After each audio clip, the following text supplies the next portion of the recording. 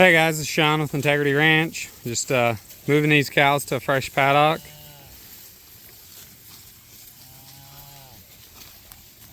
I did video this.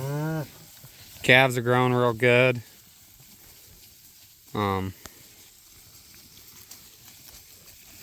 Shaping up to be, one of our nicer calf crops this year. Some real slick, nice little calves. A couple of the cows are getting pulled down like this one here, but if she don't come up bred, she'll be out of here, and the rest of them are looking good. That one beside her is not struggling. This is a 2-year-old heifer. She's growing a nice calf and keeping moderate weight and a good gut, so.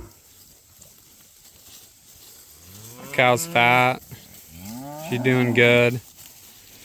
Bull's jamming like always. That's Tank. The cows are looking pretty good, all in all. Some of them are, showing a little bit, but nothing too bad. Of course, they're not gonna hang around and let me video them, but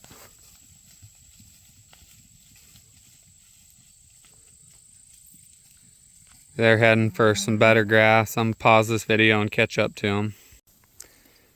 Alright, I finally caught back up to the cows here where the better grass is.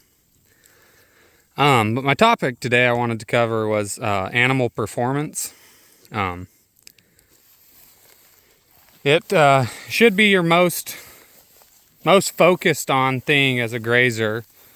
It's one of the most important things you're going to do, because if you lose animal performance, you're going to lose money. Animal performance is really important, probably more important than, most people make it. And without it, eventually the system fails without animal performance. You can work a town job and supplement your farming hobby, and you can do that for all of your life if you're super passionate about it. But your kids aren't going to do that, You're super passionate. You're willing to put some of your check from working a town job into ranching, farming. And you can do that forever, There's a lot of people that do. But eventually you're going to die, and your kids are going to take over.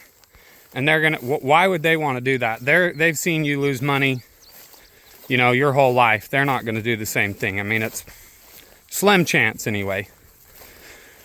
So if you're not making money, your kids aren't going to want to do it. If you can figure out how to make it a good thing where you make money, your kids are going to want to do it.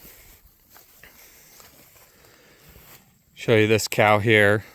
She's a beauty. She's got the gut, nice udders, really slick, big old gut. She's a grass machine.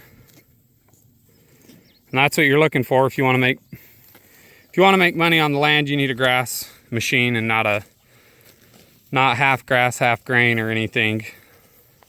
Something that doesn't need dewormed every 30 days, 66 months. Whatever. I don't care how often it is. If it's once a year, it's still too much.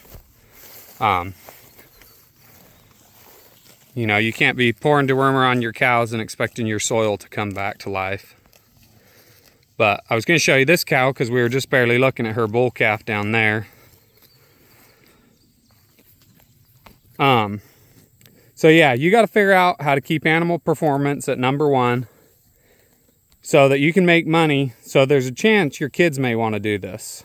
If they see, you enjoyed it and you made money, there's a good chance they're going to want to do it.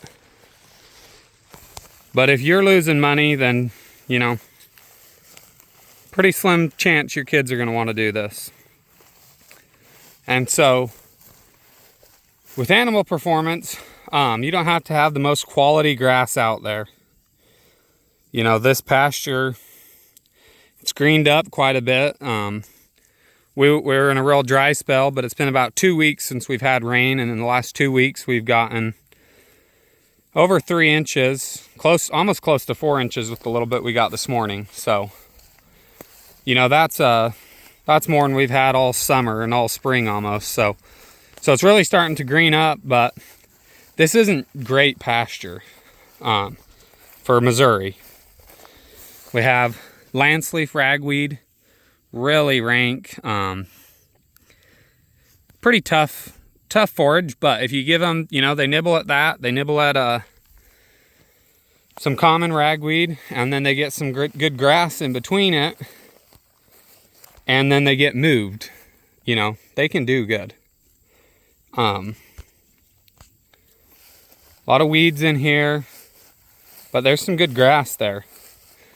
It's a lot thinner than I'd like, and so we've given them a bigger area than normal. And they'll be in here about 3 days. There's some Sericea lesbideza. I mean, this is wild raspberry. So these pastures aren't that great, but they're getting enough. They're getting moved. They're not getting spoiled, but you know, I'm trying to keep animal performance in mind.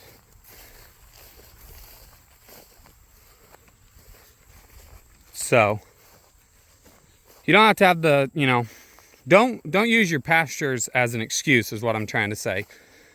And I've done that, you know, where some of these younger calves are a little smaller, but they're slick-hided. Should make some nice heifers. Don't use your pastures as an excuse. You know, if you have rough pastures, move them faster. You know, and sometimes it takes too much time to move faster, but maybe don't move them faster. Give them a lot bigger of an area and have a little bit less cows. But you gotta, you know, your cows have got to be breeding back. Got to keep those cows breeding back every year, and they got to be raising, you know, a decent calf. You're not trying to compete with your neighbor who's creep feeding and got 1,500-pound cows. But, you know, there's some cows out there. Some of my Corrientes, when I first started, I'd push them hard and they'd rebreed every year, but they were raising me kind of dinky calves doing it because they weren't getting the protein they needed. You start feeding them better, that, you know, they breed back good, and then they raise you a calf, you know, that at the end of the year is worth a third more. And some cows just aren't going to breed back if you're pushing them. These little calves are already starting to get some gut. That's what I like to see in a calf. Slick hide and some gut, you know. After a while, they start to get a little gut to them. They start getting just thick and chunky.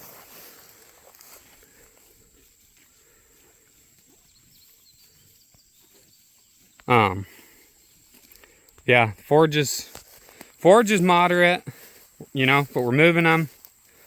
Trying to stay in front of stuff and staying focused on animal performance.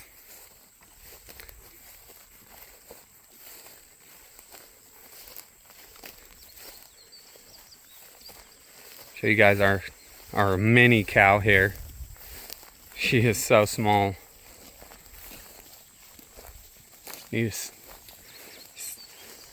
That little white face there, well, the smaller of the two. They're both 2-year-old heifers, but the one is just, she's teeny.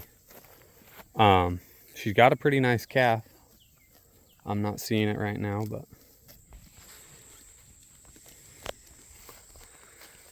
hopefully I motivated someone, keep that animal performance going. I was going to show you guys, if you go to the left side of your cows and check that death triangle. You know, right there. That's what you call the death triangle. And she's sunk in just a little bit. But, you know, she's not struggling by any means. She's doing good. It's a nice slick little calf. Whereas you take this cow's kind of a, I'm already preparing myself to cull her. She's scrawny, she's always sunk in, she's just hunchback, she looks wormy. If it gets dry at all again, she'll be gone. But if not, I'll wait till, October, preg check, and then if she doesn't change and she's not bred, then she's gonna be out of here. She'll be down at the auction. So she's showing. Some of your ratty, wormy cows, they're gonna be showing almost every time. But average out the herd and keep that death triangle as full as you can. And that is a good way to watch your animal performance. If you give them a small paddock and that's sunken in, don't do that again.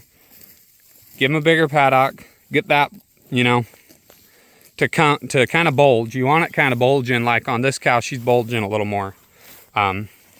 She's got a bigger gut than that cow I just showed you. And she's probably just a better cow. She's a jammer. It helps when they don't have to walk so far for water. They're walking about 3/4 of a mile for water right now. And so that's going to play into the animal performance and stuff. But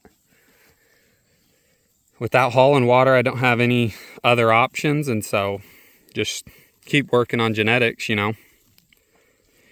Anyway, hopefully this encouraged somebody. Stick after it and get yourself a good cow herd. Thanks for watching, guys. Hit that thumbs up and subscribe to the channel. We'd really appreciate it.